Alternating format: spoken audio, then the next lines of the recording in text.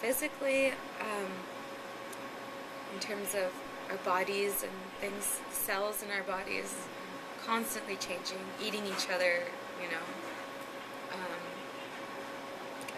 just eating each other and creating new cells and it's amazing on a cellular level.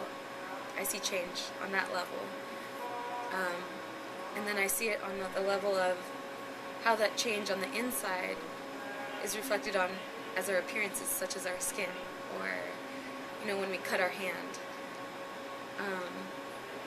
Like I cut my hand the other day when I was moving, and it was like an open wound, and all of a sudden the things that the neutrophils or the things that needed to take care of the cut, they came together, and they're like, okay, we gotta, we're in action now, and we gotta change this, situation of, this open cut. We're gonna have to re-heal the body somehow, and it takes its own course. No one tells it to do that. It just changes by itself, which is amazing.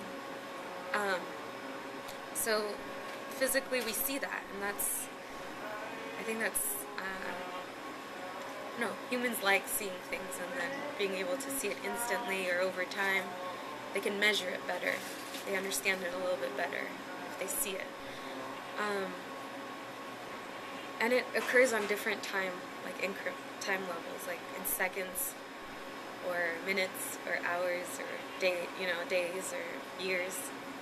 So change just it's like, that's the physical.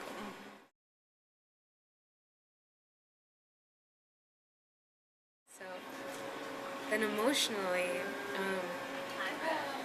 I see change like as a maturing. Like if you see a child born and it doesn't have any knowledge, it's like it has this innocence that doesn't know anything, and it's what it's taught and how it's influenced by its parents or people that it interacts with or things that it sees is how it learns or to grow up, and then they use those skills or whatever they've taken in early on to help them get through life later.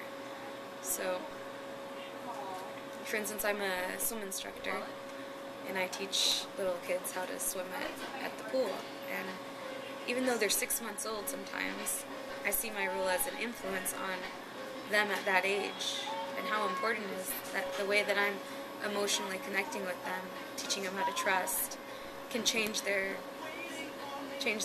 how they interact with other people later on in life. So I see change in emotional context as a cognitive, is that the right word? Maturing cognitively, and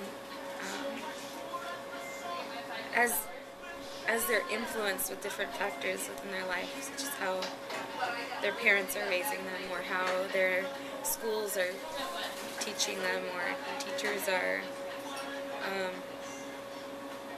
interacting with them. These values, like the morals, the right, the wrong. Now, we never really know.